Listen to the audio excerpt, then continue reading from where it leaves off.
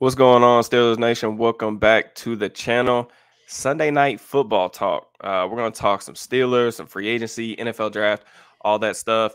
Joining me today is my good buddy, Zach Smith, around the 412 Steelers Now, Steelers Afternoon Drive co-host, and honestly, one of my biggest inspirations in terms of getting into the Oh, content come on. creation game. Laying it on thick here. But nah, Zach's my boy. Definitely one of the best in the business. Excited to talk some ball. How we doing, brother? I'm good, man. I appreciate you having me. I appreciate everything you just said there right before me coming in. You said Sunday Night Football talk. I feel like I should have slid in like Collinsworth if we're doing some Sunday Night Football Should have talk. gave you a heads up on the intro. Yeah, no, but I appreciate it. I appreciate being here. It's been a while since the two of us have chopped it up, just the two of us together. Done a couple afternoon drives together, but especially something like this, like on your channel, what we're gonna be doing today, answering questions. We haven't done something like this in a while, so excited for this. Yeah, I'm going to try to do, obviously, I've been trying to keep the content flowing, trying to do as much as I can. This is kind of like my busy season in terms of, the Steelers offseason, NFL draft season is kind of like where I've kind of made my name. And this is just like my favorite time of the year. And I know like that's one of the reasons I wanted to bring you on the channel because I know you feel the same way. Like this stuff just really gets the blood flowing. I threw it out on Twitter for everybody to ask us, questions about the NFL draft, about free agency, all that different stuff. So we're going to answer your all's questions as much as we can. Just before we get into it, y'all know the deal. Please make sure that you like, subscribe, hit that notification bell. Drop me a comment on what you guys thought of the video, or if any questions that you guys want me to answer in the comments after this is posted, which will be up tomorrow morning. I'll get to as many of those as I can as well. So, Zach, I know we talked a little bit about before we jumped on. We got to talk a little bit about the quarterback questions, mainly because I have been avoiding a lot of quarterback questions on my Twitter recently and on the channel for obvious reasons. I just feel like the discourse has gotten, extremely toxic. But there are some quarterback questions in here. So I just want to kind of get those knocked out of the way, and then we can kind of move on to the other positions that people want to know about with free agency, with the NFL draft. This first question, I guess we'll get into. Let's go to Jeff's question. Starting quarterback for 2020, who you'd prefer versus who's most likely? I'll let you answer that first. Well, what's funny is the way you introduced this was that you've been avoiding the quarterback discussion. The exact opposite has been going on Steelers Afternoon Drive. We talk quarterback basically every single day since the season ended. Who I'd prefer, right? Like, I mean, Kirk Cousins. They don't have the money to do it, but like I think that he would give them the best chance. We at least see them take a swing on what he would bring to the table. I know that like maybe it isn't as like risk adverse as you would think because he is the age that he is, coming off an Achilles injury, but like just in terms of the performance that he's provided for the Minnesota Vikings and the floor of what you think that he could do in an offense. And again, like it may be that this is an ideal offense for him at his age, coming off the injury, when you talk about just him being able to turn around and hand the ball off as much as he does, and like the guardrails that are kind of built into the offense for the quarterback within Arthur Smith's offense, like how simplified things can be for him. So I would say that's probably like the number one option if you're just taking away what the salary cap implications are for all of these guys. Most likely is Kenny Pickett. I mean, the most likely scenario for me for 2024 since 2023 ended was Kenny Pickett, veteran backup, mid-round draft pick. And you can argue about who that veteran in the middle is going to be. There is it Mason Rudolph coming back? I tend to think no. I think it's more of like a Ryan Tannehill or Jacoby Brissett type that we're talking about there for a couple of reasons, and maybe we can get into that. But on the surface, quick answer: who I prefer, Kirk Cousins, most likely Kenny Pickett. Yeah, I agree. I mean, the things about Cousins, man, my opinion on Cousins as a quarterback has changed drastically over the past couple of years. Just some of the things that he does on the opposite side of the ball are just, I feel like really underrated. Like some of the stuff, just like simple stuff, the depth that he sets the pocket at, how he maneuvers through traffic, how he throws under pressure. His willingness to push the ball down the field, but also throw into tight windows over the middle of the field. All those things are really conducive to what Arthur Smith wants to do on offense, right? Play action. Like we've constantly heard Cousins and Shanahan and those type of systems be linked together for years and years and years. For these specific reasons. And, would it be feasible? I mean, it's not impossible, but you're going to have to pull some major strings. I mean, you'd have to restructure, TJ Watt, Minkah Fitzpatrick, Alex Highsmith. Now, are those strings that could potentially have negative ramifications 3 or 4 years from now? Absolutely. I think we're pretty much on the same page, though, in terms of, I just feel like with the defense, with the age on that side of the ball, they were 32nd in adjusted snaps last year on defense in terms of age. I just would like to see them push the. This is the time. Yeah, I Yeah, mean, like I would hate to waste another season or 2 looking for, a borderline top 10, top 12-ish quarterback, which is what I probably would label Kirk as if you're into ranking Mhm, people like that. Just because, it's been 7 years since they won a playoff game too. So, like, I would really hate for it to be one of those situations where TJ Watt ends up being 32 years old and he doesn't have a playoff win, and then you're on the course of, having to blow this thing up and rebuild, without really much to show for, one of the best players that we've ever seen wear the jersey. And I do agree with you in terms of the most likely options. I really do believe it's going to be Kenny Pickett, Ryan Tannehill. I've talked at length about that. There are some other options out there I think are worth exploring. I like Jacoby Brissett. He would be honestly a preferred option for me, even despite the familiarity within the system that Tannehill brings. I just think Jacoby's a mhm. little bit better of a quarterback. I think he's got a stronger arm. I think he honestly, like, the things that he did for Cleveland 2 years ago were really impressive to me. And there is a little bit of carryover in terms of what, Stefanski does and what Arthur Smith likes to do on offense. We could get into that, but in terms of passing game stuff. But short answer, those are the quarterback takes. I don't want to turn this into like a quarterback only pod. Like you said, I know it you don't, has, but real quick, I do want to say yeah. because you said Stefanski, like, Hmm. and I assume that this is going to get done. He's not even going to be on the market, but like Baker Mayfield, I mean, like he would be right there for me, honestly, if he's not going to return to Tampa. A guy that's pretty up and what a roller coaster career he's had. But like, look Yeah. at his stops. How many guys that he's worked with? He's worked with Stefanski, McVay, and his tree there, and then Dave Canales, who just got a head coaching job in Carolina. I Hmm. mean, like, great reclamation project that they got in Baker Mayfield. I'm not saying that like there's better ball in front of him than the ball that he just had last year in Tampa, but Yeah. there's like part of me that is very intrigued by that.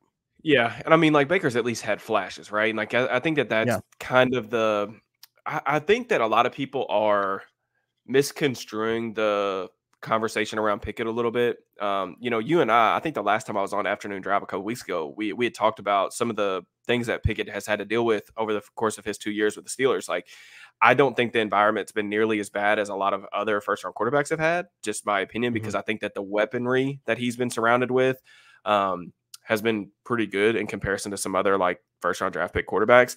But I think we can all acknowledge like Matt Canada, not an NFL offensive coordinator. Like just those are just the facts. I mean, he's been dealt a bad hand in that regard. The thing that I think it makes it tough is, with a lot of young quarterbacks, it gets really hard. Like in 2 years, like if you haven't flashed really any type of high level play to get you, there's really nothing like tangible to get you to hold on to. Like I know everybody points to that game after Canada was fired with the Bengals, but like how many quarterbacks over the last 2 seasons have had a better game than that game that Pickett had against the Bengals? Like probably 40. It's just there's a lot of just I feel like mediocrity that we've seen or a lot of struggles, and there's just not enough high level flashes to get me to buy into another season of this. Even if I Mhm. am optimistic about Arthur Smith, some of the guardrails that he has on offense, some of the things that he could do to make Pickett's job easier, I do think that Pickett, if he gets the chance and can get the offense down quickly, he will have better numbers next year. Do I think that he's the type of guy that I would be willing to bet on, a guy that's going to be able to lead you to the like playoff wins and stuff like that? I have no reason to believe that right at this second right now. And just again, with all the other things, it would be different if the Steelers were absolutely terrible and we knew that the Steelers were headed to a 3-win season. I think it would be easy to say, hey, let's run it back with Kenny, give him one more season. We'll just see what happens. And worst comes to worst, they'll be picking top 5. They'll be in position to get another quarterback. Quarterback class Mhm. next year isn't as great as this one is, Yeah. potentially, probably. And then, I think even with the quarterback struggles, I mean, they won 10 games last year. Like, worst comes to worst, what's the floor for this team next season?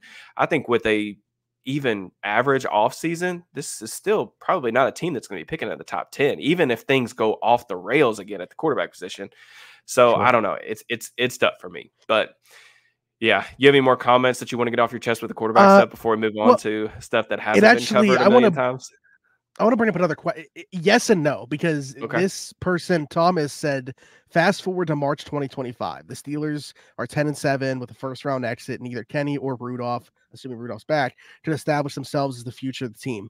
Is the draft or free agency a more likely route to solve the QB position? In this scenario, they would be picking around 20 as they did this year. And my answer is yes, because I think you have another offseason like you did last year, and you are much closer in terms of the roster construction to be able to compete and say you are just a quarterback away. And I know there's like some pushback, and I've even played devil's advocate to the like quarterback away type thing, because if you have like that type of guy, any team can be a quarterback away. Like no one said last year Houston was a quarterback away from being a playoff team, and look what they did. So there's certainly like obviously cases where that's not going to be the case. But anyway, my point is the Steelers, if they run back to 2024 offseason, similarly to the way 2023 did, and Omar and Andy knocked it out of the park again, I do think that they go in 2025 or 2024, 2025, like feeling a lot better about the rest of the roster. And then you can take a swing at quarterback.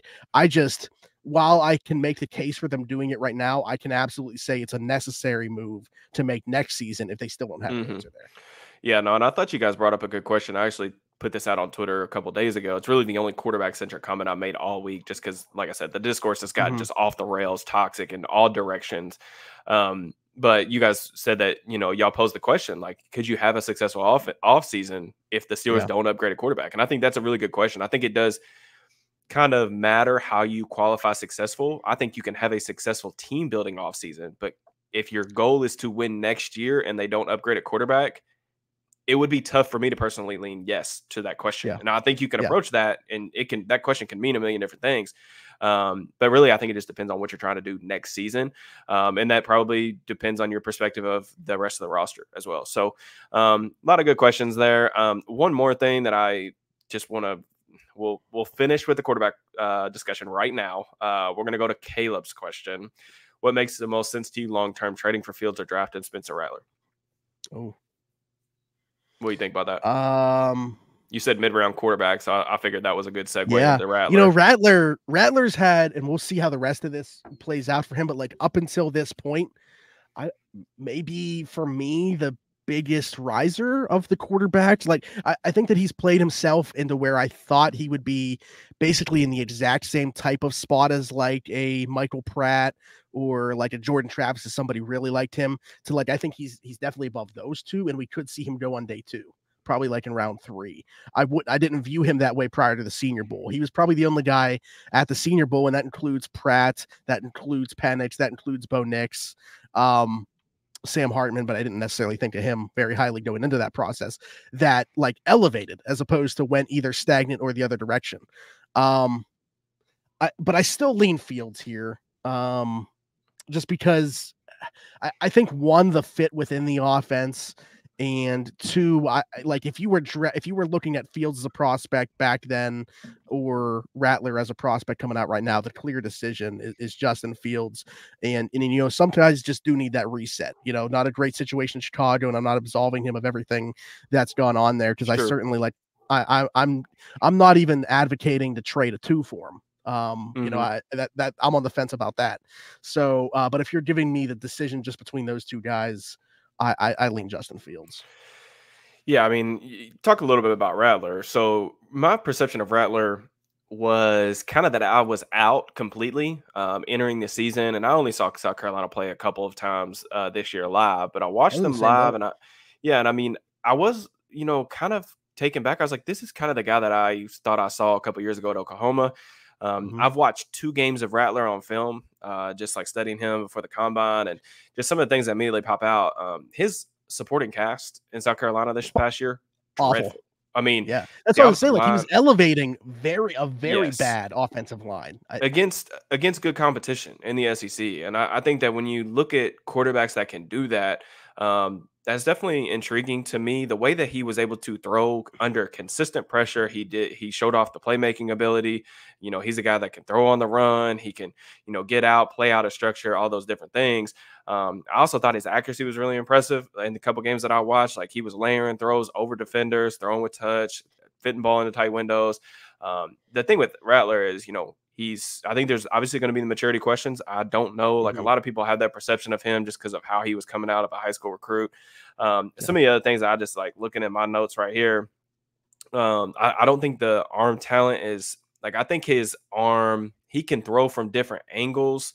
And I like some of the accuracy stuff that comes with his arm, but I don't think that he has an overly strong arm. And he's also just No, relatively short. Like he's a guy he's that I he's think, he's Baker Mayfield with not as much arm strength. yes, he is like kind of the Baker build though too. Like he's only Yeah, like 6 foot, but like he's kind of thicker. So right. like Baker's in that same build where like he's short, but at least you don't have to worry about, is this guy going to just completely evaporate when a defensive lineman hits him at the next level? So just some quick thoughts on Fields. I do agree with you. If it's up to me, here's one of the things about Fields, and I've talked about Fields at length on Twitter. I wrote an entire scouting report on SteelersNow.com, so you guys can go read that.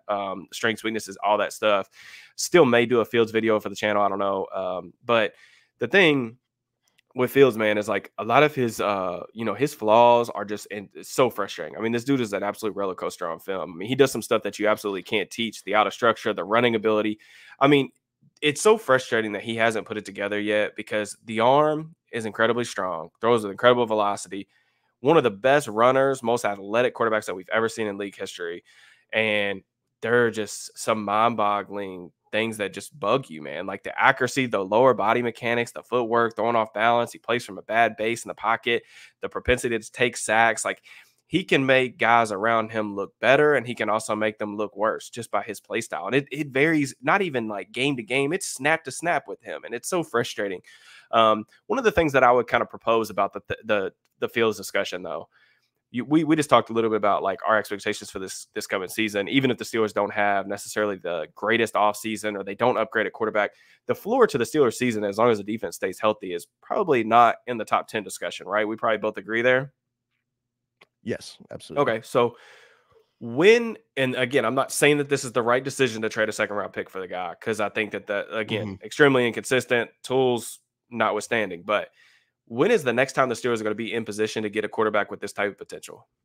And I know potential is a really scary word when you're talking about a quarterback going into year 4. I recognize that as well. Right. Yeah. Yeah, it's tough. I mean,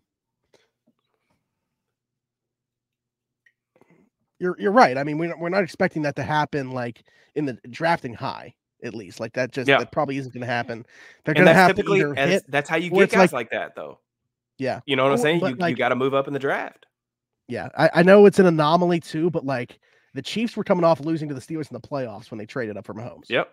Like You're going to any team have could to have made take a that big trade up. swing eventually. That's Yeah. the thing. Yeah. Like you're going to have to take a big swing. And I wouldn't necessarily call a second round pick a big swing. Like, is it a significant investment? Like, yeah, I mean, it's a sizable investment. Second round pick's nothing to sneeze at.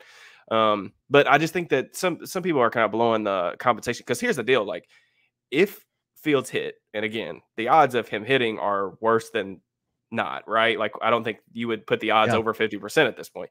But if No. Fields did hit, nobody gives a crap about the No. second round pick. Like having a quarterback for the next 10 years or whatever is significantly more valuable than whatever that second round pick could potentially be. So I know we said we didn't want to spend a lot of time on the quarterbacks. We just talked about quarterbacks for 18 minutes. So let's move on to some different positional discussions here. I do want to answer this Corey Trice question, but I want to start off with some like free agency stuff. Greatest collab of all time. Appreciate you, Kyle. That's really nice. James Williams from Miami. You watched him yet? There's a couple questions in here on him. I saw that he was in here, so I haven't. Like I'm not going to pretend that I have. I have a couple of games downloaded now to watch, but I have not. So that would be all you if you're just talking about James Williams.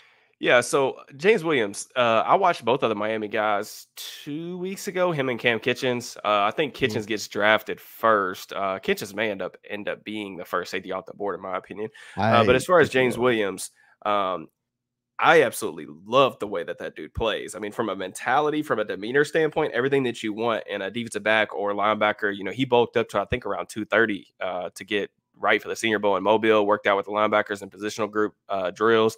I'm interested to see. I didn't look at the combine availability thing to see if he was listed in the DBs or linebackers yet. I should have done that before I jumped on. But this dude, like, I do think that he has the necessary athleticism to go sideline to sideline if you want to move him into the box.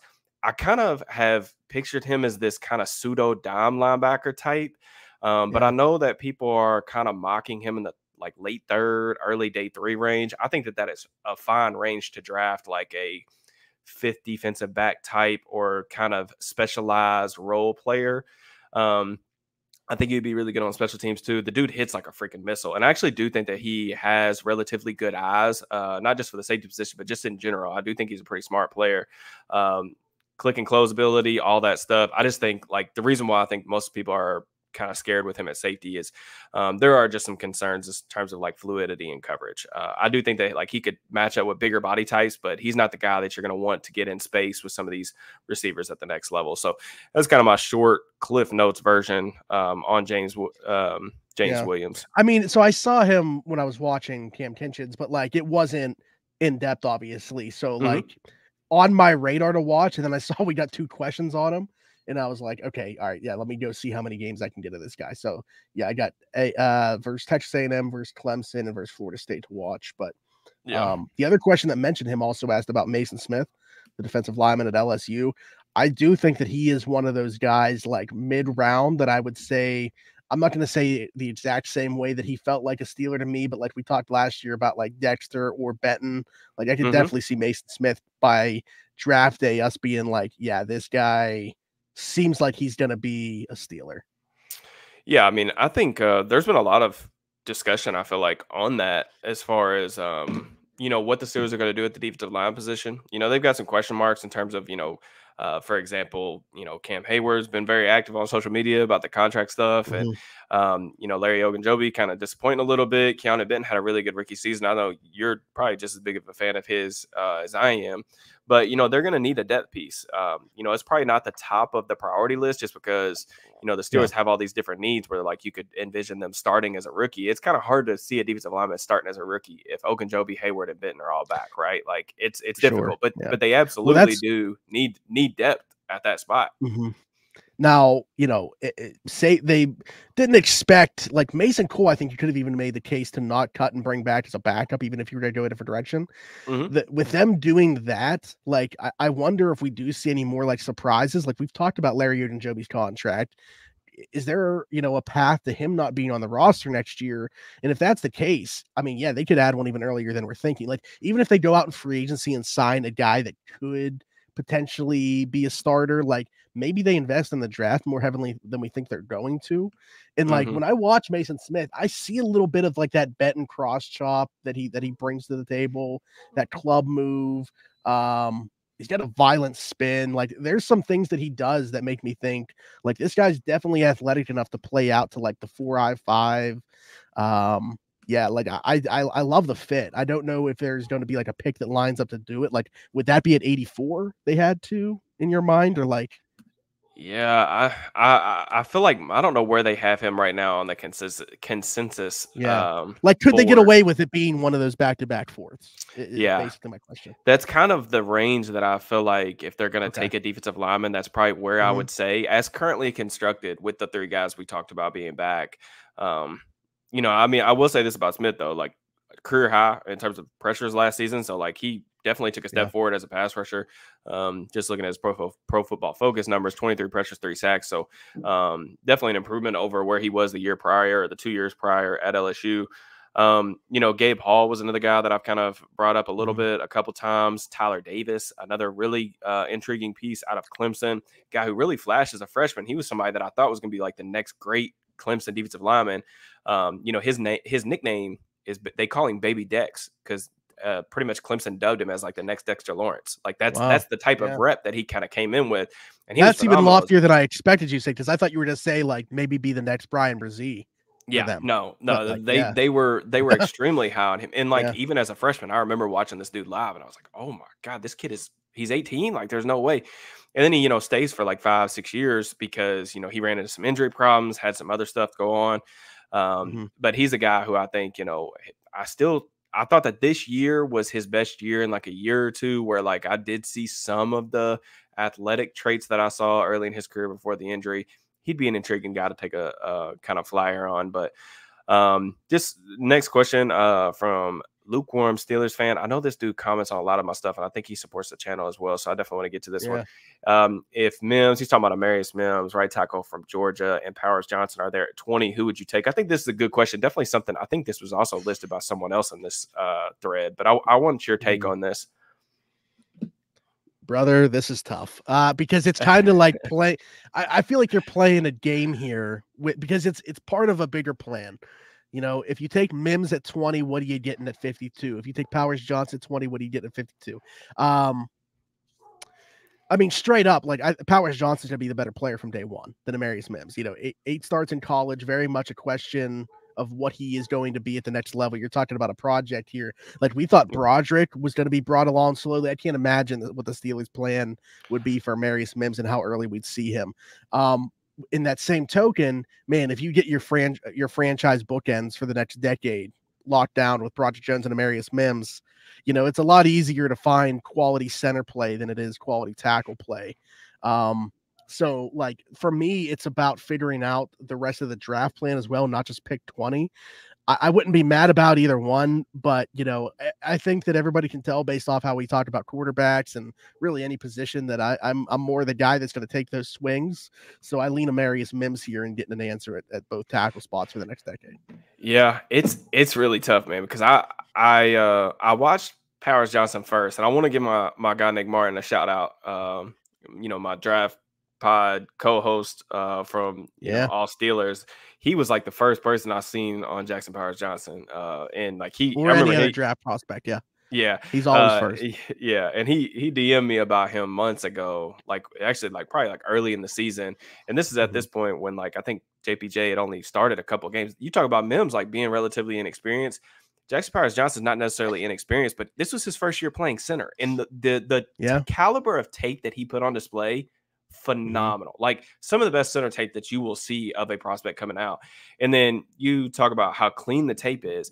The combination of power and athleticism, unbelievable. This dude's 335 pounds. I honestly, like when I was watching him on tape, I thought that he was like 310, 315, just because the way that he moves on some of these zone run plays and gets to the second level and out in space on screens. I was like, this dude's a phenomenal athlete. Doing that at 335 is freaky. I mean, freaky stuff.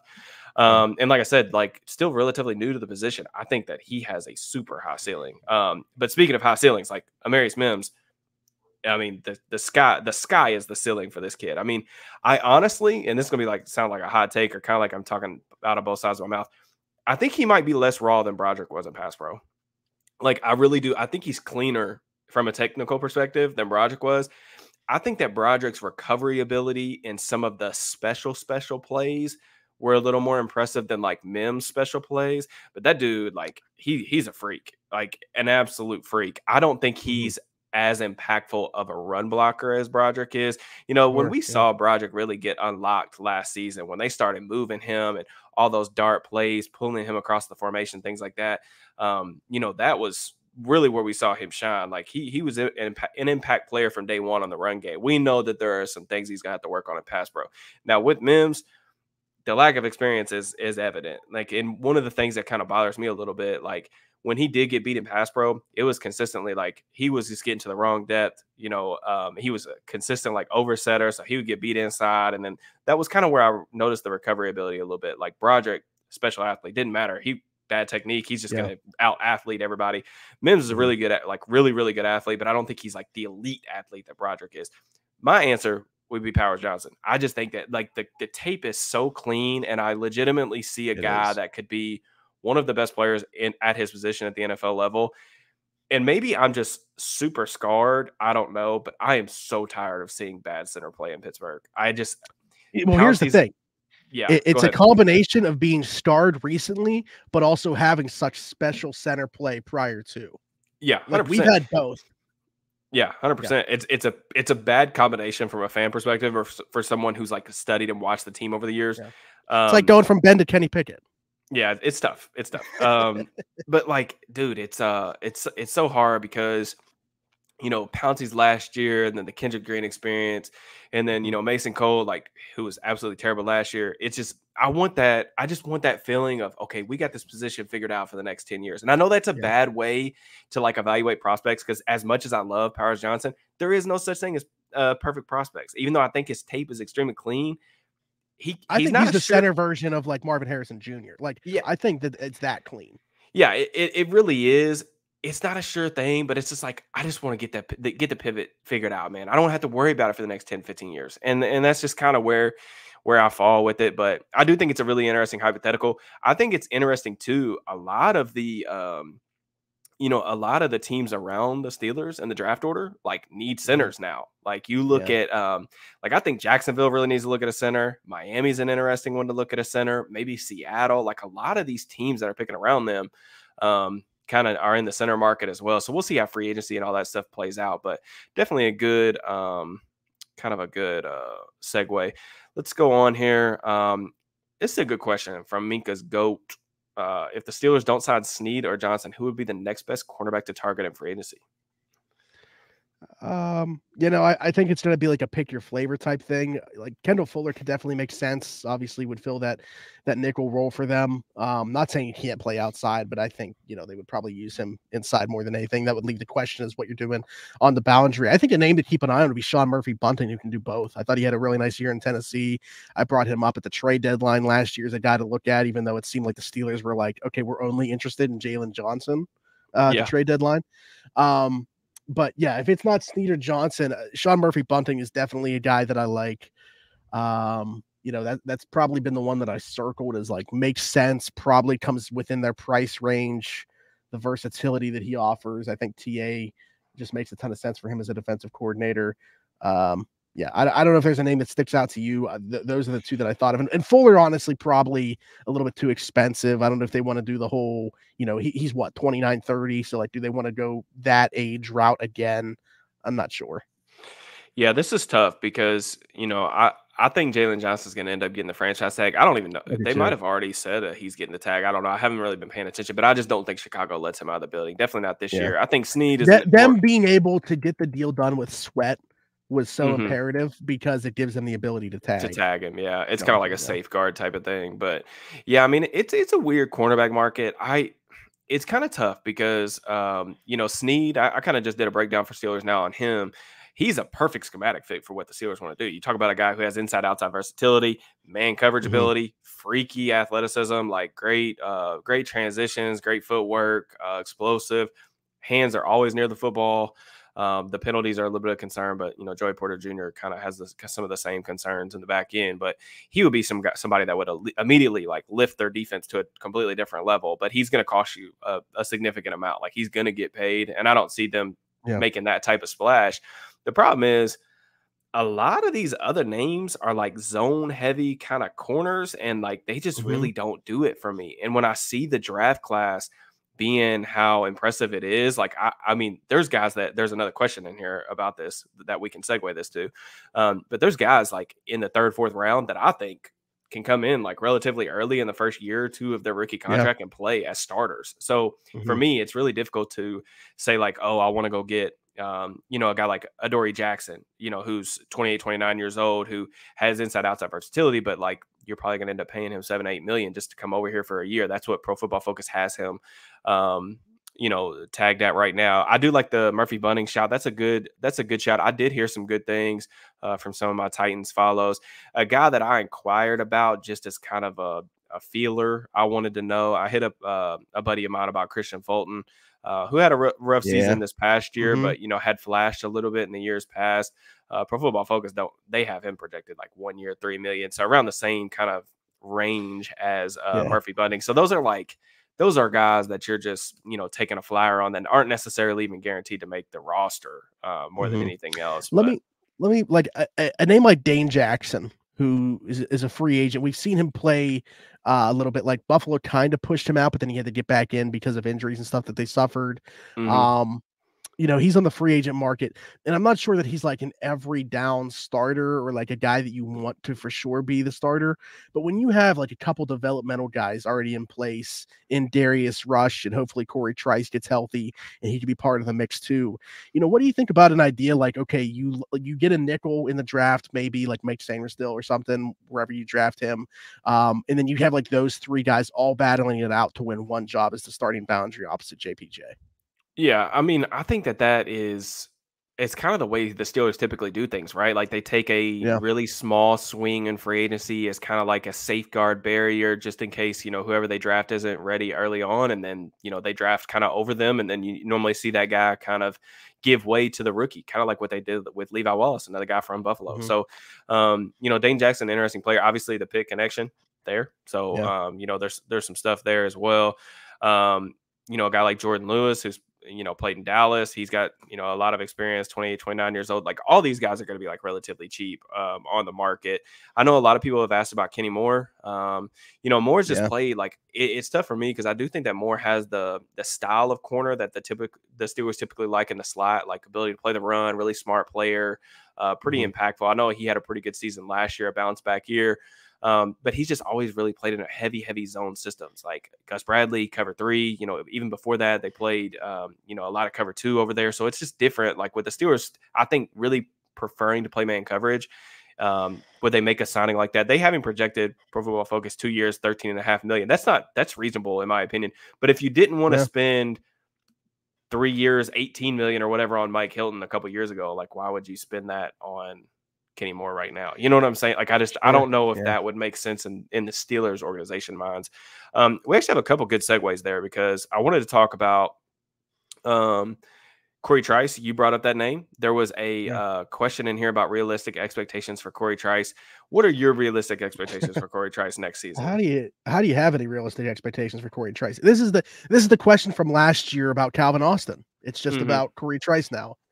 Yeah, When you're a rookie and you lose your entire rookie year, I think all expectations have to be stripped. You're a lottery ticket, and I think as a seventh round pick last year, he was already a lottery ticket. So yeah, I don't have any expectations for Corey Trice. I had higher expectations last year for Corey Trice. yeah, It's just going to be really hard for him now as a second year player without a year one to show really anything, for him to come in and be a contributor. I think if he carves out a role, and this is the ideal role that I said for him, even when he came in as a rookie, as like a tight end eraser, how like it's a good shout. Cincinnati used Flowers a couple years ago on their Super Bowl run. Like if Hmm. he can carve out a role for himself of that vein, I think it's a success for him at the NFL level. Like, I mean, I loved him as a prospect. I thought he was a third round player that they got in the seventh round. When you talk about a guy that's missed the ball that he has now, he's facing an uphill battle. So Yeah, yeah. all prop to him, but it's gonna be hard for him to do so. Yeah, and I mean, again, this is like kind of where I feel like it seems like I may be talking out of both sides of my mouth here because I was super high on Corey Trice coming Mhm. out of the draft. He finished inside the top 100 for me. I want to say about like 84th or something like that on my big So board last also year. third round. Yeah. Yeah, so a guy that I really like, really clean film. I watched him lock up some really talented receivers when he was at Purdue. I watched him play Rashad Bateman from Minnesota when he was there extremely well. Mhm. I thought the Steelers got a steal, and the only reason he was available at that point was because the medicals. And for a guy that's torn both ACLs now, I think one of his ACLs multiple times. So he's just missed a lot of time and dealt with some really significant setbacks injury wise. Like you said, total lottery ticket. You cannot have a player like that factor in your decisions on how you're going to approach free agency, how you're going to approach the NFL draft. And now the good thing for Trice, I will say this: one, he's talented. Like there's no doubt Mhm. that if he Yeah. recovers 100% from a physical standpoint, he is talented enough to be a player that can contribute on this roster. The other thing I'll say that's good for him is the Steelers after Joey Porter Jr. It's an open book, man. Like you could tell me, you could shout out 100 different names as far as who's going to get playing time in the secondary next year. I'd say, all right, there's a possibility because outside of Porter, there's Yeah. really not like Patrick Peterson has a really high cap hit. There's a question on that whether he should be brought back. We can kind of move to that after this. But Levi Wallace, free agent. I mean, you mentioned Darius Rush, a guy they picked up off waivers or off free agency, one or the other, I can't remember, from It was Indy. yeah, yeah. But I mean, we talk about this is a completely open slate. We expect them to add a significant piece in the draft. Like they're going to take a corner probably pretty early, definitely by the end of day two, I would hope, depending on what happens in free agency. But I think that's a good thing for him is the opportunity is going to be there. He will have the opportunity to carve out some playing time. It's just a matter of like, can he get healthy and can he stay healthy? That's the biggest question mark. But definitely rooting for Trice. I do want to get to that question about Patrick Peterson. You guys are doing great with the questions because y'all are creating like really easy segues for me as a host. They all collaborated on this. Yeah, I appreciate you guys. I'll find the question, but basically the question, in essence, was: do you feel like Patrick Peterson's worth bringing back at his current cap hit? And then we can talk a little bit about, where he should play, or what your thoughts on that, or his value heading into next season. Well, short answer, no. Here's I don't think you can bring him back at what he is set to make. I do like the idea of Patrick Peterson still being on the roster, and I don't know if I'm in the minority with that, but it's not not in a set position. Like I would move him around similarly to what I think that they envisioned doing with him. Obviously, he at times had to be a safety or had to be a corner because of other things on the roster. But if you can get your roster into a place, if you can go out and find a strong safety in free agency to pair with Minka, if you can draft, a boundary corner, or draft a slot, whatever it might be, and be able to move Patrick Peterson around, limit how many times he actually has to play in man. Clearly, those years are beyond him. His best asset now is, above the neck, his mind and his eyes, his ability to read quarterbacks' eyes. And I still think that there's value there for that perspective, and also just continuing to groom along Joey Porter Jr. and whoever this corner is that we're talking about bringing into the organization. So I still think he does add value, not at the number that he is set to come back on. I think they're going to find a way to bring him back, whatever that looks like, maybe a 1-year extension and reducing the cost for this year, whatever that looks like. But yeah, I do expect him to be on the 2024 roster, and I'm okay with it. Yeah, this is a really difficult conversation. I feel like my heart really wants him back because Peterson was my favorite like college football players of all time. I was super jacked, Man. Even like late career Peterson. I was really jacked when they signed him last year, just from a like almost like fanboy perspective. Like that was a guy who, when I was coming up, like that was one of the guys I loved to watch. I do think that you make a good point. A lot of Peterson's value, I feel like at this point, is from an intangibles perspective. The mental makeup, the like his football IQs, top notch. What he could provide in terms of insight, teaching, coaching to the younger guys on the roster is invaluable. Having the ability to play at least in a pinch, multiple different positions, I think provides value. The question of that is, what type of value does it provide from a financial standpoint? Because it's all a Sure. numbers game, right? Like he has an over, I think it's like $8 something million cap hit. I'm trying to look right now. Oh, 9.7. So I thought it was more close to 10. yeah, so like I mean that's a lot to spend on I mean I think at this point we both probably agree he's definitely no more than a role player at this point. So you're allocating a lot of your salary cap money to a guy that you really don't want on the field probably every snap. Now, my preference, and this is something that we mentioned a little bit with Trice, I think that Peterson's body type with the length and just the size and everything, he could be a guy that they could use in terms of matching up with tight ends. I thought some of the best ball that he played last year was honestly out of the slot, which I was honestly a little bit worried about just because of some of the quicker change of direction guys. And they still gave him a little bit of trouble, like you said, in man coverage. But I think if you're talking about giving him a significant amount of snaps, that's probably where it's going to have to come from.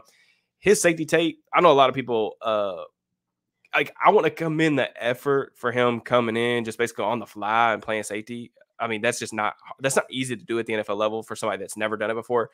To me, the tape was overrated. Like people was really gassing up like how good his tape was at safety. And I just don't see a long-term transition there because he doesn't tackle well enough. That's And I what I don't was think saying. that He got tackled a hell of a lot better than he did on the stretch. yeah, he doesn't tackle well Yeah. enough, and I just don't think that he has at this stage of his career like the type of range. Even if I really like the above the neck stuff, the playmaking ability, I still don't think he has this type of range to consistently play center field. But a lot of good questions there. Let's see what we got next. I feel like some of these are repeat questions about what would you do on day one of the draft. I think we talked a little bit about that. Are there any other like names that you just kind of want to throw in the first round kind of mix with that? Like Amarius Mims, Jackson Powers Johnson, like maybe guys that Yes. people aren't necessarily talking about right now or think that you deserve more love. I mean, these names have been mentioned too, but like Tyler Guyton, I would like to throw out Fuaga. I just think he's going to go a lot higher. Like I think he's like the floor is probably like 14ish to me for Insane, Fuaga. insane run blocker. Insane. Yeah. And how awesome would he be for Arthur Smith? I mean, man, Yeah. that's like the perfect fit for me. But I think he's gonna go too high.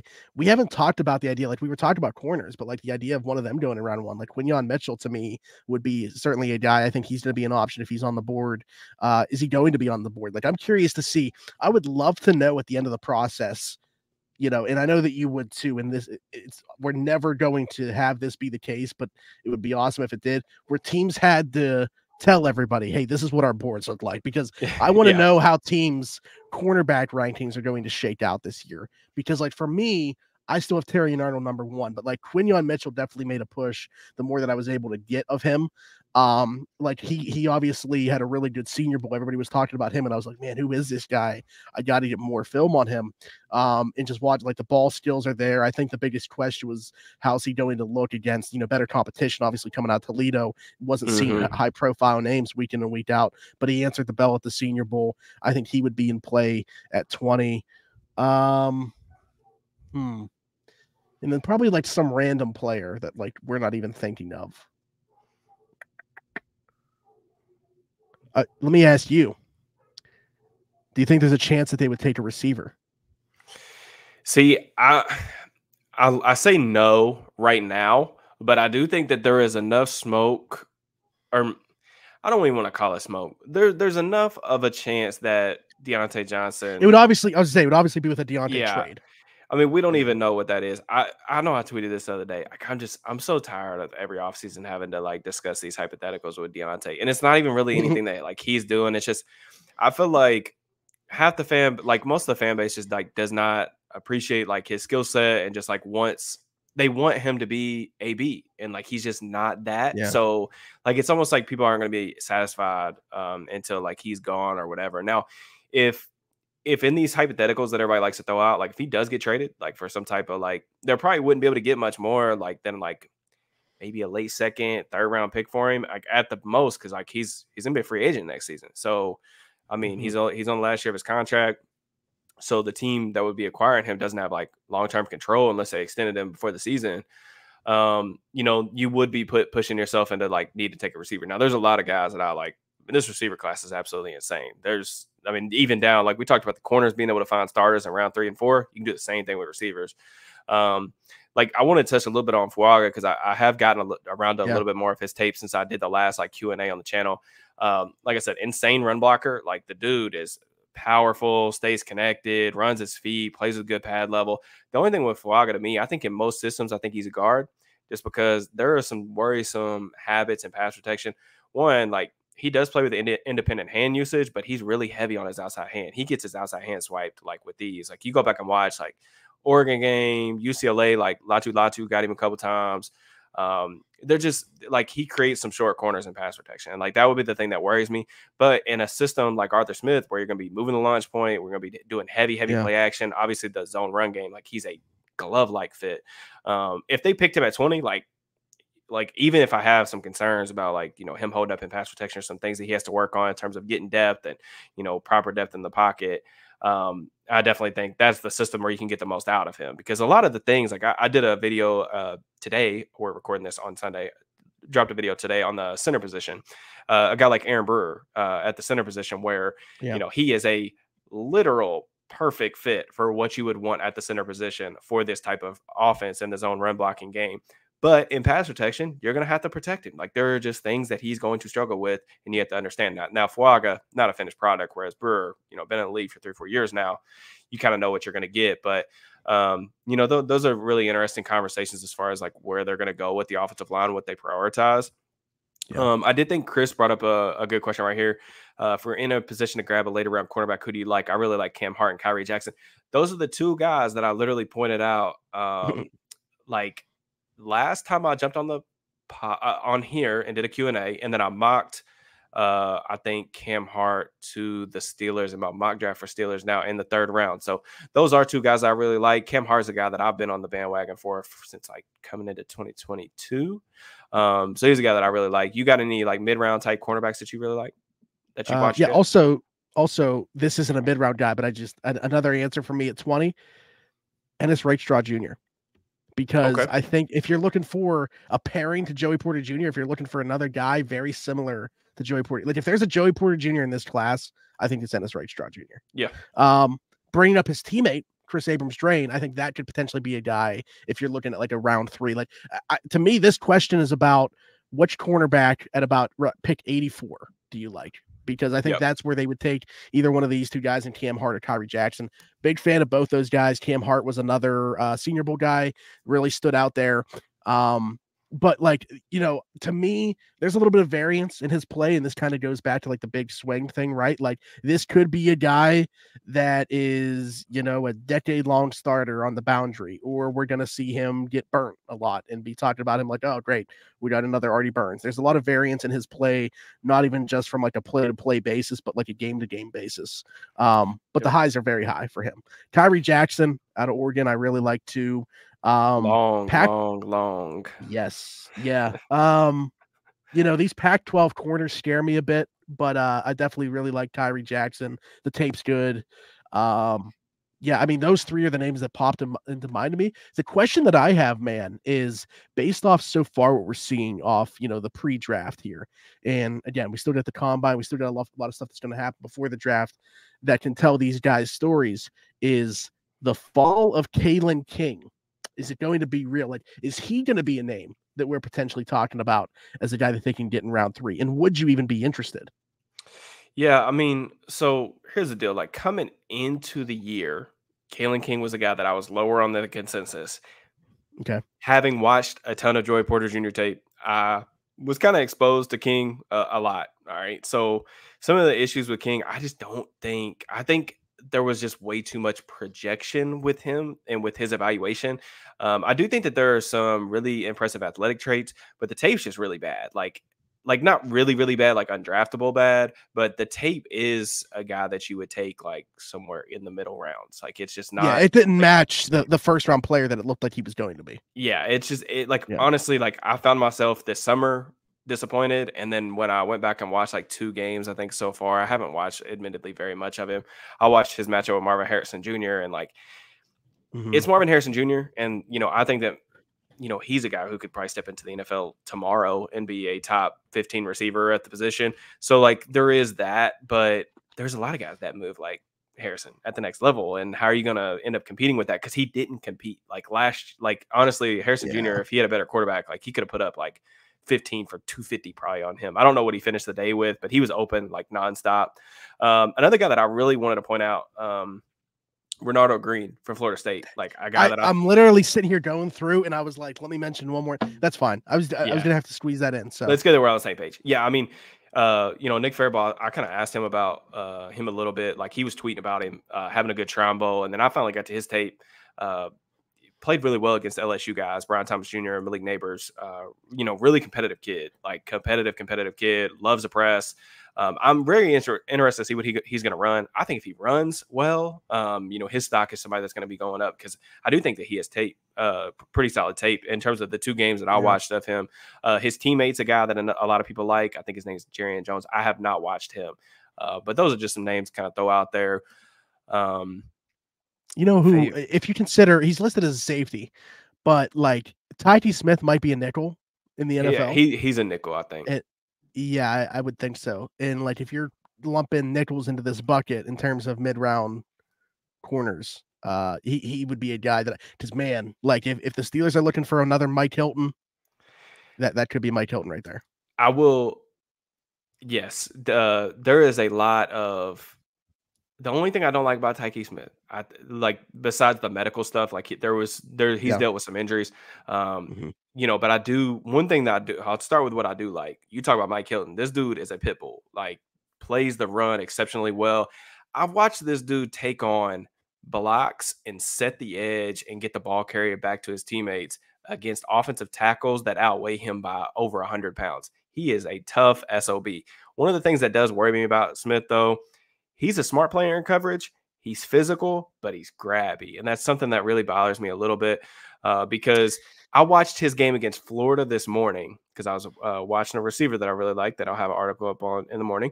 But I watched that game, and man, there's so many times where he's playing in a trail position by design, but he's grabbing at the shoulder pads. And like they let you get away with that in college because, they just allow defensive backs to be more physical at the next level. You put your hand on somebody, it's a flag over 5 yards down the field. So that would be my only concern.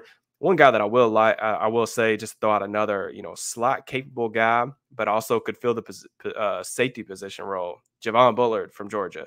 If you have Yeah. not watched this dude play, I've been a fan since last summer, man. But that dude, you talk about somebody that I would stand on a freaking table for and just beg my organization to draft him. That's the dude. The dude he plays football the right way, like super versatile, super smart, will hit the crap out of you. I think he's got good coverage ability, good range in the back end. Like I said, he's played nickel, the star position at Georgia. He's played safety. So, he's got experience at both those spots. I really like Javon Bullard. He's a guy, if he was to be available at like 84, that's a sprint up to the podium. I don't think he should be, but that's a sprint to the podium type of pick for me personally. I agree. Do they draft Taylor or the punter from Iowa? My guy Ryan getting in some punter questions. I love that. I think I've seen the punter from Iowa mocked in the 4th round. I'm fine with drafting a punter. I'm normally not. I'm normally anti-drafting a specialist. I'm okay with it this year just because of how shallow the draft class is. We've got a record low number of underclassmen in this class. After like the 4th round, this draft just takes a complete nosedive. I've just been going back and looking at like the consensus board and stuff. It's tough to find guys after the 4th round that I'm really, really interested in.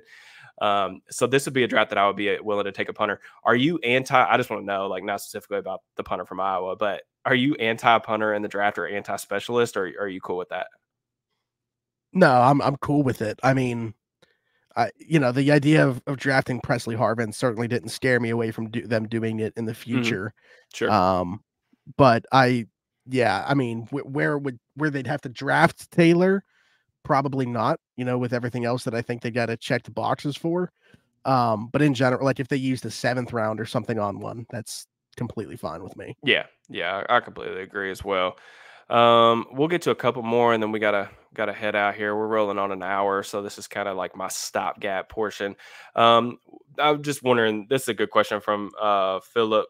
What are your thoughts on off-ball linebackers? I like Wilson, Colson, and Gray. What are your thoughts at pick 84 for one of these guys?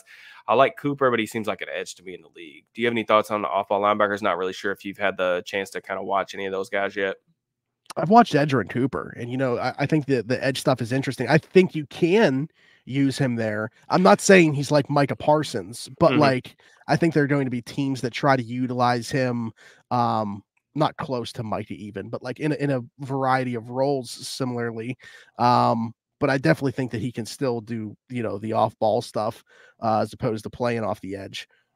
Is this Peyton Wilson? Because I love Peyton Wilson. I think that the question with him, right, is there's not really a blueprint for a guy like that. Like at his size, his athleticism, like there's not somebody that we've seen do it in the league. Cedric Gray, love him as well. Junior Colson's the one here that has mentioned that I have not watched yet. But yeah, Edgerrin Cooper's the one that I've watched the most of. I'm actually going to have a YouTube video on my channel this week on him. Peyton Wilson is my favorite of the group. And Cedric Gray, I love too. Like, what are my thoughts about picking one at 84? That's tough because, I think that there's the need there for the Steelers to finally get a long-term solution for sure. And like, you look at the room that's coming back next year, Cole Holcomb off an injury, Landon Roberts, man, I love that guy. Yeah. Like maybe one the of my best favorite year players to watch. Yeah, one of my favorite players to watch for the Steelers last year. 100%. Man. Yeah, I fell in love with him very early in his Steelers career. Just felt like, man, why wasn't this guy here? Should have been here 5 years ago, man. But you got him coming back. Mark Robinson, I've kind of given up on the idea of him having like at least a significant role on this team. And then you just had a bunch of stopgap guys. I don't know if there's going to be. I wouldn't imagine much interest in bringing Quan Alexander back. Anytime you sign a guy to a 1-year deal and then they suffer a season-ending injury, how often is it those guys? Which sucks because I thought Quan did provide some value. He did, man. All three of them, when those three guys were all healthy, it seemed like it started off very rough against San Fran, but those guys really seemed to find their roles, and it seemed like everything was kind of humming along. And then back-to-back weeks, As soon as it happened. Cole and Quan suffer season-ending injuries. I can't, because of everything else. It kind of goes back to like even the idea of taking a specialist early, where you'd have to get like Taylor, the punter. I don't know if I can justify 84 for it. Like I'd rather see them kick the can for another year at linebacker. Yeah. I guess that's my answer. I don't love it, but Yeah, it's tough too because like you mentioned, Quan having that injury, like Cole Holcomb yeah. also serious injury trying to come back from. Landon Roberts, we If both those love. guys, if Cole Holcomb didn't get hurt, if Landon Roberts got hurt too, like he's coming off injury even though he was playing through it, sure. and Quan didn't suffer an injury, and there was like, okay, maybe the idea that he could be brought back, this isn't even a question to me. But like, the thought is there. I'm just not doing it. Yeah, I agree. I think I want to give a shout out because I've hammered this name on Twitter for the last couple of weeks. Actually, I guess it may be longer than that. I don't know. Cedric Gray is one of my guys in this class. I really like Cedric Gray's tape. I watched him, before the Senior Bowl. I put him on my watch list. He was a guy that really popped out on film for me. I went in with very little knowledge of him. He was not somebody that I'd watched or really was familiar with at all, but excellent tape. I think it's really impressive. You talk about a guy who's well built. He's like 230, 235 pounds, has really good proportional length to him, really good athlete. Like, I think he's honestly really solid in coverage. Like, he understands the depth of routes that he needs to get to, zone coverage, can spy drop. He's a playmaker. I think he finished the season. I want to look and see. I know he had at least a couple of interceptions last season over the course of his career. I want to say like 5 picks, 7 forced fumbles. Yeah, 5 interceptions, 8 PBUs. So, like, this is a guy who can play in coverage. He can play in space. Really rangy player. Like I said, the length, I think, shows up when he's asked to take on blocks. That's something that I really watch for. I also think he's a good processor. Like, one of the really big problems with drafting linebackers, especially like early, while the NFL has such a hard time identifying guys at this spot, is all the things that they're asked to do at the next level are completely different than what they're asked to do at college. And just eye discipline and processing speed are so important for that position. And it's just really difficult to find complete linebackers. You mentioned Peyton Wilson. His tape's awesome. Like he's a very, very good player. I want to say that I heard on a podcast, and don't quote me, but I want to say Dane Brugler said that he had suffered like 6 season-ending injuries dating back to high school. I mean, dude, like, what do you do? Like, what are his medicals going to look like? How many teams are going to just completely take him off the board? I mean, it's really difficult to. It's impossible to gauge like where he could potentially go, because I think if you watch, I watched a couple games early in the cycle before the Senior Bowl. I'm like, I mean, if there's anybody who can go top 50 in this class, I don't think the off-ball linebacker class, just from what I've seen, is very good. But he's a guy that if you're talking about taking top 50, like he has the tape for it, but I just don't know what the medicals are going to be. And that's really scary. And for the Steelers, who already have multiple guys coming off of season-ending injuries and just the lack of depth already, I don't know if can you take a gamble like that? I mean, 84 is not throwing a first-round pick on somebody where it's just you're taking a huge risk, but I just don't know if that's a leap that I'm wanting to make. And I just think the Steelers I would like to add an off-ball linebacker if they have more draft capital. I just don't think that they have too many other needs or guys or other positions I'd like to see them address first. Washington has 2 second-round picks. They're gonna take Edgerrin Cooper in the second round. Okay. Dan Quinn is there now. I think, like I said, he's gonna think I can use this guy a little bit like Micah Parsons. Yeah. Man, one thing I'll say about Cooper, when I was watching him, I'm just saying. Yeah, one thing that I noticed about Cooper, you talk about somebody that can absolutely fly. The way that they used him was really fun. I think that Texas A&M had some interesting ideas with him.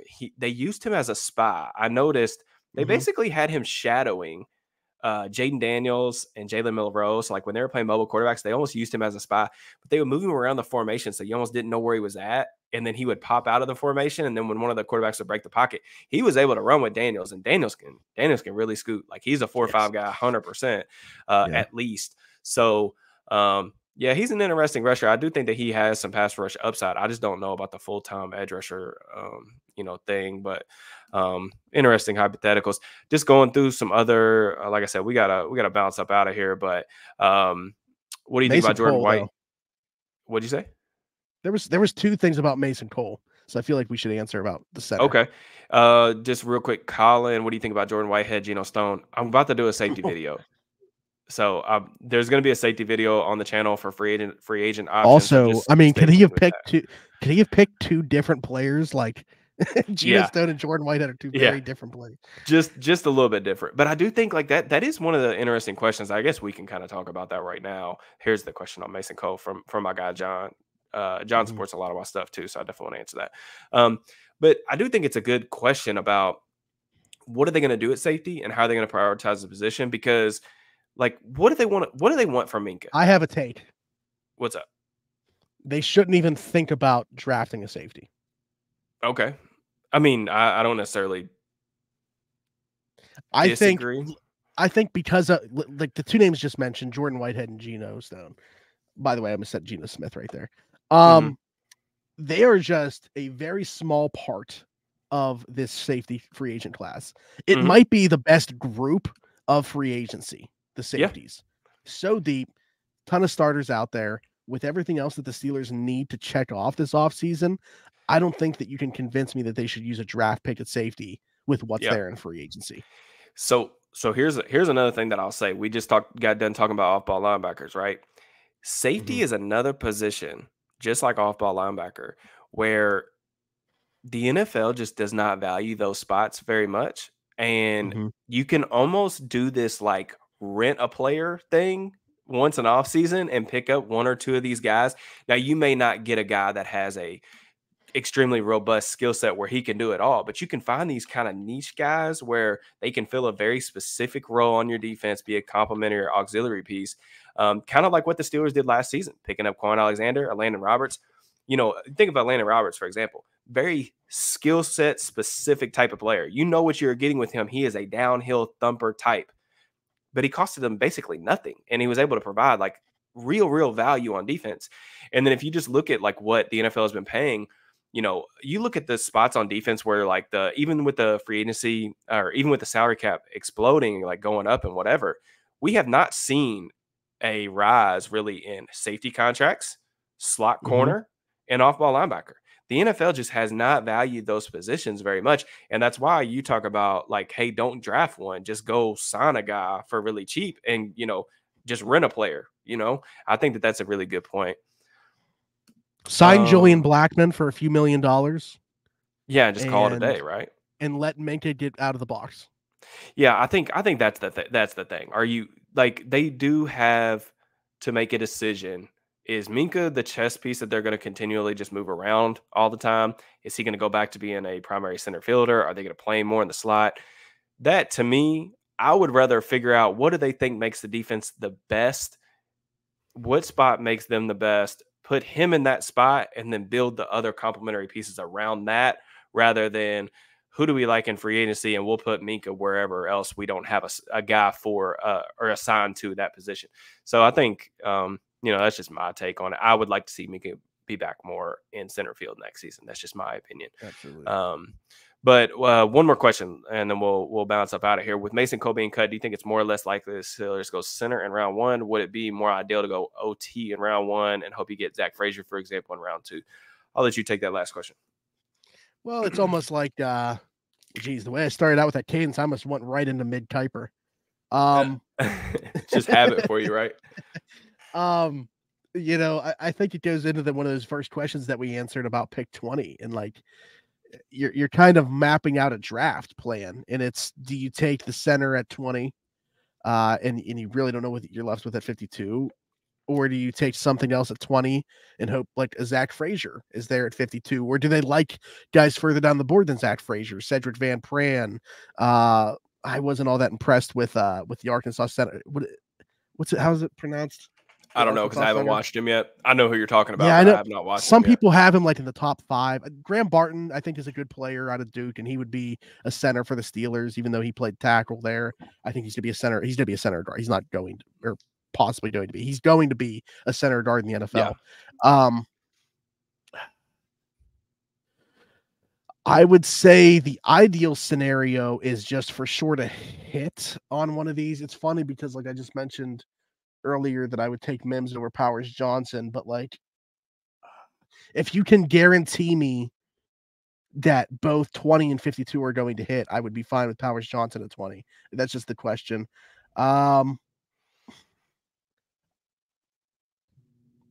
Ideal would be offensive tackle in round 1 and Frazier in round 2, but I don't know that Frazier gets to round 2. Yeah, and that's the thing.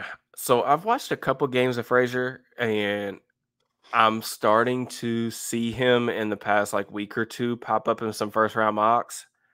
I Mhm, personally do not see that caliber. Like, I do feel like there is a difference, a noticeable difference for me between the two top centers. Like, if you're putting Jackson Powers Johnson at 1, Frazier at 2, I see a difference between those two guys. Not saying that Frazier is a bad player by any means. And if he was there at 52 and the Steelers didn't take a center in round 1, I could get on board with that. And I mhm. admittedly want to do more tape watching of Frazier just individually, but I was just so blown away by Jackson Powers Johnson tape that that's why I would just 100% sprint To the card up me if he's there at 20 just to fill that position, not have to worry about it anymore. to me, the biggest difference between the two was the athleticism. I mean, I think that Frazier's a good athlete. I think he's a functional one. I think he's, an average to a little bit above average, but like Powers Johnson is a very good athlete at the position. Like, Especially for you his know, size, like yeah, like very like Frank unique. Rag like Frank Ragnow. Like I think that Frazier, I compared a little bit to him in terms of his pass pro, but he is going to be nothing like him out in space. Like, to Hmm. me, that's where the difference lies between the two top centers. What I will say is I see just as much, if not a bigger gap between my second and third centers. So Yeah. like that's where I'm like, man, if they don't get one of these two, but I think that's Yeah. why free agency is in play here too. Like I think Hmm. despite cutting Mason Cole, we know they're going to sign a veteran center of some caliber. It's just they're probably also going to double dip and find that long-term solution along with it. Yeah. Um yeah, I mean, to me, the word ideal here is what makes this my answer. Is it's offensive tackle and then Zach Frazier. Yeah. I just, even if it's not in the first round, I think Frazier's going top 40. So like, Yeah. I So still then don't you're think he gonna have gets. to you might have to trade up for him, and then Yeah, yeah, I mean, it's definitely a difficult conversation, just because you just never know, like, how other teams view him. I mean, it doesn't sound like there's a there's a greater than zero possibility that Zach Frazier goes round 1. And then, mhm, what you don't wanna do, and this is why I did the free agency center mhm, video on the channel, is you mhm, don't want to pigeonhole yourself into absolutely having to take one of those 2 guys because you don't know how the board's gonna fall. Like, somebody could fall that you just absolutely love and have a super high grade on, and that you like or have graded much higher than one of those 2 centers, but you don't have a center, so you have to take one. Like, for example, mhm, here's what I would say. So, like, for example, say they don't do anything in free agency. They go into the draft. The only center capable players are James Daniels, who is your current starting right guard, and mhm, Nate Herbig, who's not a center or a good athlete for this scheme. You have to take a center, right? In the first two, maybe you get by in the third round. You have to take a center early. Like, what happens if, JPJ and a guy like Terrion Arnold is there, but you have a way higher grade on Terrion Arnold, and yeah, you need a corner too, but you've at least got other corner capable players. When you don't have that at center, that pigeonholes you into having to make that spot. Or if you don't get one in round 1, you're forced to trade up because out of just being scared to death that someone could take Frazier because you don't have a high enough grade on the other centers in the class. So it's just really tough. And like you mentioned, Graham Barton, that's tough too, because like the Steelers haven't had a ton of success with guys switching positions like that. I think it does yeah. get overplayed a little bit on Twitter, but that is just kind of the truth. Like, when they've asked guys to play different positions than they played in college, how much of that is coaching? I think a significant portion of it. But just over the years, they haven't had a lot of success. So you're talking about taking a guy who played left tackle at Duke, has legitimately good film, has good movement skills, pretty good technique. I do like Graham Barton as a player, but it's tough. You're asking him to play a center spot that we really just haven't seen. And unfortunately, he wasn't able to compete at the Senior Bowl in Mobile, so we didn't get to see that either. Zach Frazier working his way back from the leg injury, but it sounds like, he's going to be ready to go, and he's already further along in his, progress than many would have anticipated. But, Frazier, he's a brawler, man. Like, he's a different style player, in my opinion, than Powers Johnson. Like, he's a brawler. You see the wrestling background with him, like tons of knockdowns on film. He's consistently getting guys on the ground, plays with excellent leverage. I just don't, to me, there was a difference between the two centers. And that's why if I had the opportunity, I'm going to go and, take the best center available. And I think that's JPJ. So last thing before we get out of here, because of Zach Frazier first round, what Sure. if it was them trading down in the first round and then drafting Zach Frazier? Like Powers Johnson was off the board, right before them, maybe even. And then they're like, okay, well, let's trade down. Let's get out of this pick. Still in the first round, you pick up some extra capital, whatever that might be, and then you use the first rounder on Zach Frazier. Yeah, I mean, I don't think that's a terrible scenario. Like I said, for me personally, he was not a guy that, just based on what I've seen so far, that I gave a first round grade to. Now, you will inevitably there's 32 picks. I think anyone who does like the draft evaluation stuff, like scouts or draft media, draft Twitter, like, you don't have 32 first round grades on players. It just doesn't happen. Yeah. So like if they traded back to, 27, 28, something like that, maybe one of those teams is coming up to get a quarterback like Bo Nix, if somebody like just really loves him and wants to step in front of somebody in the late first round or whatever. I don't know. I mean, it's not my favorite scenario, but it's definitely one that I could, talk myself into, depending on what you got back. Because, if you were to get back like an extra day 2 pick. Well, someone mentioned, let's just operate under this hypothetical. Sure. To me, the Chiefs are too smart to do this, but it was 32 and 64 for 20. An extra second round pick. 32 and 64 for 20. And maybe the Chiefs are going up to get a receiver that they really like, right? Like they need receiver help. Yeah. So maybe I could see myself maybe being talked into that. 64. I mean, yeah, I like it. I like it more that, I guess, the money or the pick capital works out to like a late second round pick. The thing that I will say is there's a lot of guys in that range that I do particularly like as players. So that would be an ability to, we're going into free agency in the draft. And I think the big question marks are, who knows what they're going to do quarterback. That's a whole separate conversation, entirely different from everything else, in my opinion. But let's just say, we know they need a corner. We know they need a tackle. We know they need a center. So that's 3 spots right there that they still absolutely have to address. But there's other positions, things that we've thrown around, right? Like, we think they need a depth defensive lineman. We think they could potentially use an off-ball linebacker because of injuries and different things like that. They don't have a third receiver on the roster right now. Once Allen Robinson gets released, which I still anticipate happening. So like, there are things that you could say like, oh, okay, if I could get an extra day 2 pick, that's how we address one of those other needs. So there's some intrigue there. It's not my favorite, just because I think that's personally a little bit too early. Well, 32 is not like too early, I feel like, for Frazier. I feel like 20, I don't see him as a top 20 player right now. Like, I could come back to this, 2 months later when I've watched a little bit more of him. If the Steelers show significant interest, I'll do more homework on him. But he just didn't look like a top 20 player to me on film. But yeah, I think we definitely went over on time. But per the usual, we always do. Yeah, I feel like that we probably need to start like blocking out an extra little bit of time. But Zach, I really appreciate you jumping on, talking some ball with me. It's always good conversation, easy flowing conversation. Every time we get to chop it up, tell everybody where they can find you. Zachary Smith PGH on all social media is my personal. You can find me on Steelers Afternoon Drive Monday through Friday, SteelersNow.com. Myself, Alan Saunders, Monday through Friday. That's on our YouTube channel, Steelers Now audio, wherever you get your podcast from. And then Round the 412, Steelers, Pirates, Penguins shows once a week. So, and that's separately. So 3 different podcasts a week there as well. So your boy's putting out 8 podcasts a week. You're bound to catch me sometime doing something other than right here on YouTube. The podcast god. Yeah. No, Zach's definitely make sure that you guys go subscribe to all his YouTube stuff. Like I said, he puts out great content. Definitely, heavy ball knower, but definitely one of the best of the business. So make sure y'all check out his stuff. Appreciate it, And brother. with that, I will be back for some more videos. Like I said, if y'all do me a favor, if you made it this far in the video, please make sure you like, comment, subscribe, turn on notifications, all that good stuff. Your boy is headed to Indy.